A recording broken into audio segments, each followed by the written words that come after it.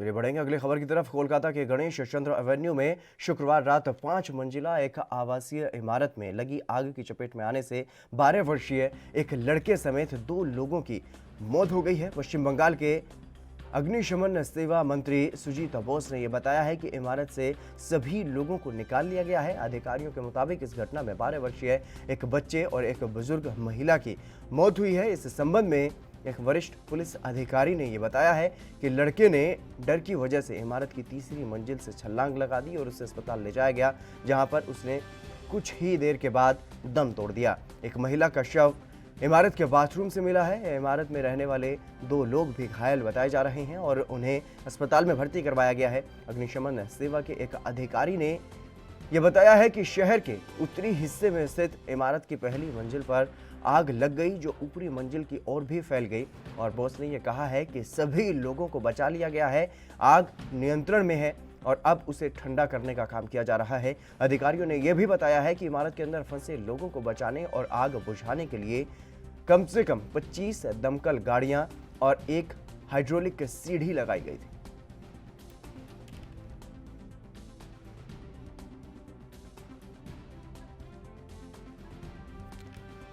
राजीव रंजन इस खबर पर हमारे साथ जुड़ गए हैं, वरिष्ठ पत्रकार राजीव रंजन जी, आपका स्वागत है एनबी न्यूज पर। धन्यवाद हितेन जी।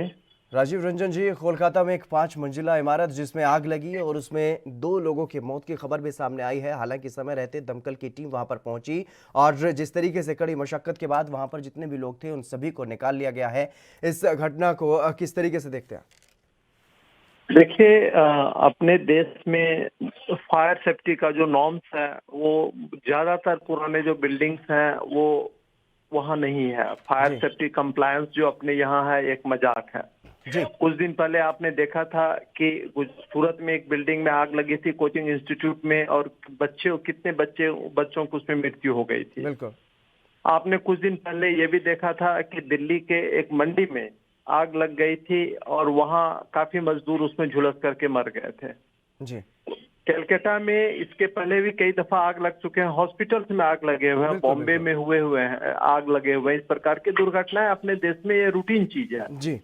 अब आप मैं छोटा सा एग्जांपल देता हूं। अभी पिछले कुछ दिन पहले सियोल में एक 30 मंजिला बिल्डिंग में आग लगी थी और 10,000 वो फायर ब्रिगेड की वहां गाड़ियां आई थी और उन्होंने, आपको विश्वास नहीं होगा कि उसमें सैकड़ों लोगों को बचा करके निकाल लिया और 25 मिनट में उन्होंने पूरा ऑपरेशन खत्म कर लिया था। बिल्कुल। और आप समझ सकते हैं कि 10,000 इस प्रकार के फायर एक्सटिंग्विशर्स वहां आए हुए थे और उतनी तादाद में समझ सकते हैं कि कितने लोग आए हुए थे। उनकी प्रिपेयर्डनेस, मैं यह एग्जाम्पल ये दे करके दे रहा हूँ कि उनका प्रिपेयर्डनेस देखिए और अपना प्रिपेयर्डनेस देखिए। जी।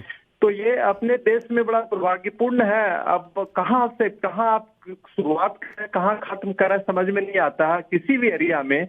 और फायर सेफ्टी नॉर्म्स के मामले में बड़े बड़े बिल्डिंग में नहीं है, आप कहीं भी देख लीजिए।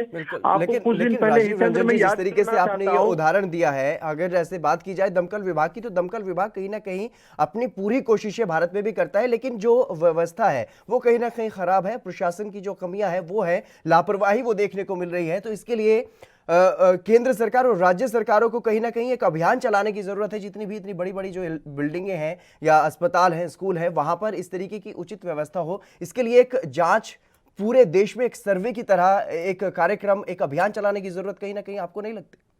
हितेंद्र, बिल्कुल मैं आपकी बात से सहमत हूँ। आपकी बात से मैं 200% सहमत हूँ। आपको मैं याद दिला दूं कि करोल बाग में एक होटल में एक बार आग लग गई थी जी। जिसमें एक इंडियन रेवेन्यू सर्विस के ऑफिसर जो पंचकुला के थे उनकी वहां मृत्यु हो गई थी। हताहत तो ज्यादा हुए थे, उसमें से एक वो भी थे। उसके बाद ऐसा लग रहा था कि दिल्ली में जितने होटल्स हैं उसका सर्वे होगा, सबका रिपोर्ट आएगी, उस पर जांच होगा, ये होगा वो होगा। मामला वही ढाक के 3 पात। यानी आपको कुछ नहीं होना है। यहाँ देखिए, अपने देश में इंसान की कोई वैल्यू नहीं है। अगर किसी के ऊपर वो आफत आई तो आप उसको हैंडल कीजिए, और अगर किसी ने मान लीजिए किसी वजह से आपकी मदद कर दी तो आप खुदा का शुक्र मनाइए।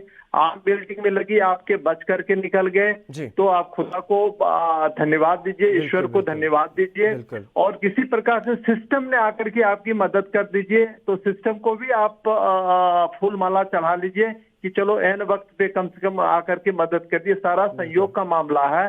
आप किसी चीज को लेकर के ये सुनिश्चित नहीं हो सकते हैं कि हम सड़क पे चल रहे हैं, अगर एक्सीडेंट हुआ तो हमें कोई लोग हॉस्पिटल ले जाएगा। बिल्कुल राजीव तो रंजन ये जी, इस प्रकार की आश्वासन आप कहीं से भी नहीं ले सकते। बिल्कुल बिल्कुल, बहुत बहुत शुक्रिया राजीव जी आपका तमाम बातचीत करने के लिए। देश दुनिया की खबरों के लिए ANB न्यूज को सब्सक्राइब करें और बेल आइकन दबाएं।